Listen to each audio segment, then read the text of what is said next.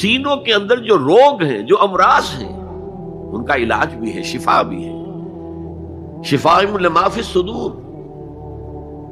تیسرے درجے میں وہ ہدایت ہے، وہ بتاتی ہے کدھر جاؤ کدھر نہ جاؤ۔ جیسے آپ نے دیکھا ہوگا پہاڑی راستوں پر قدم قدم کے اوپر کوشن ہوتا ہے، یہاں سپیڈ کم کر لو ورنہ تم کسی کھائی میں جا گرو گے۔ تو یہ ہدایت کیا ہے؟ دیکھو ادھر مت جانا، ادھر جاؤ، اگر ادھر جاؤ گے تمہارا سارا معاملہ تلپٹ ہو جائے گا، یہ ہے ہدایت۔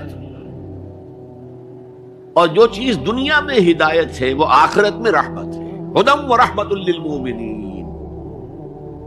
اب میں چاہتا ہوں ان چار الفاظ میں جو ربط ہے اسے سمجھیں۔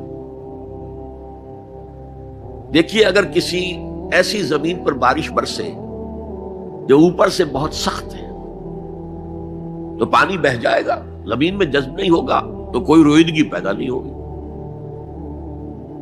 اگر دل سخت ہیں تو قرآن مجید ان پر کوئی اثر نہیں کرے گا۔ اس کے لیے سب سے پہلے موعظہ کی ضرورت ہے، وعظ کی ضرورت ہے، نصیحت کی ضرورت ہے تاکہ دل نرم پڑ جائے۔ انسانی دل جب سخت ہوتے ہیں تو ان کی سختی چٹانوں سے زیادہ ہوتی ہے۔ سورہ بقرہ میں فرمایا ثم قست قلوبکم فہی کالحجارۃ او اشد قسوہ۔ یہودیوں سے خطاب ہے، ثم قست قلوبکم من بعد ذلک فہی کالحجارۃ او اشد قسوہ۔ اے بنی اسرائیل، تمہارے اس طرز عمل کے نتیجے میں تمہارے دل سخت ہو گئے اور اب وہ پتھروں سے زیادہ سخت ہے۔ لہذا سب سے پہلے ضرورت کیا ہے؟ دل کی زمین کو نرم کیا جائے، اس میں حل چلایا جائے۔ یہ کام ہے موعظہ کا، وعظ کا، نصیحت کا۔ ہمارے معاشرے میں کسی زمانے میں وعظ کا بڑا رواج تھا، آج کل یہ چیز ختم ہو گئی، بلکہ وعظ کو گھٹیا بات سمجھا جاتا ہے۔ بھائی کوئی عقلی بات کرو، کوئی علمی بات کرو، تم تو وعظ کہہ رہے ہو، گویا کہ وعظ گھٹیا چیز ہے۔ نہیں، وعظ سے دل میں رقت پیدا ہوتی ہے، نرمی پیدا ہوتی ہے۔ تو قرآن مجید ہی سب سے بڑا موعظہ ہے۔ ہم نے بدقسمتی سے کیا کیا، جب وعظ کہے جاتے تھے تب بھی مثنوی مولانا روم سے، ضعیف احادیث سے، واعظ دستاں زنو افسانہ بند، واعظ بڑے اونچے اونچے ہاتھ چلا کر اور افسانہ جو ہے بیان کر رہا ہے، لیکن اس کا حال کیا ہے؟ از خطیب و دیلمی گفتار اوست، بعض ضعیف و شاذ و مرسل کار اوست۔ وہ خطیب بغدادی یا دیلمی کی جو احادیث ہیں، جو سب سے گھٹیا درجے کی کتاب حدیث کی، سب سے کم تر درجے کی کتاب حدیث کی، ضعیف کتابوں کے یوں سمجھئے کہ بہت بڑے مجموعے، وہاں سے وہ حدیثیں لا رہا ہے۔ از ضعیف و شاذ و مرسل کار او، ضعیف حدیث، شاذ حدیث، مرسل حدیث سے وہ بیان کر رہا ہے۔ قرآن سے اس کا کوئی تعلق۔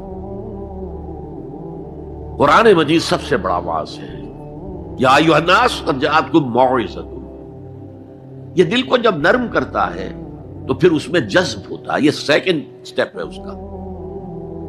اور جب دل میں جذب ہوگا تو دل کے اندر کی بیماریوں کو دور کر دے گا۔ دل کے اندر کی بیماریاں کون سی ہیں؟ تھرومبوسس نہیں، انجائنا نہیں، وہ اور ہے۔ وہ دل کی بیماریاں جن کے لیے قرآن شفا ہے، وہ ہے تکبر، حسد، حب مال، حب دنیا، حب جاہ، حب شہرت۔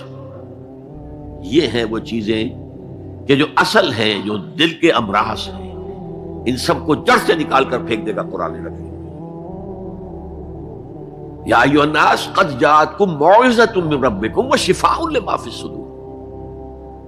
وہ ہدن اور وہ ہدایت ہے، انفرادی زندگی کے لیے بھی ہدایت ہے، اجتماعی زندگی کے لیے بھی ہدایت ہے۔ کبھی اگر سورہ فاتحہ پر آپ غور کریں، جو ہماری نماز کا جزو لازم ہے، تو ہم پہلے کہتے ہیں الحمدللہ رب العالمین الرحمن الرحیم مالک یوم الدین ایاک نعبد و ایاک نستعین۔ یہ ہدایت تو ہمیں پہلے ہی ملی ہوئی ہے۔ پھر جو ہم کہتے ہیں اہدنا الصراط المستقیم، اللہ کو ہم نے پہچان لیا، اسے رب العالمین مان لیا، اسے رحمان مان لیا، اسے رحیم مان لیا۔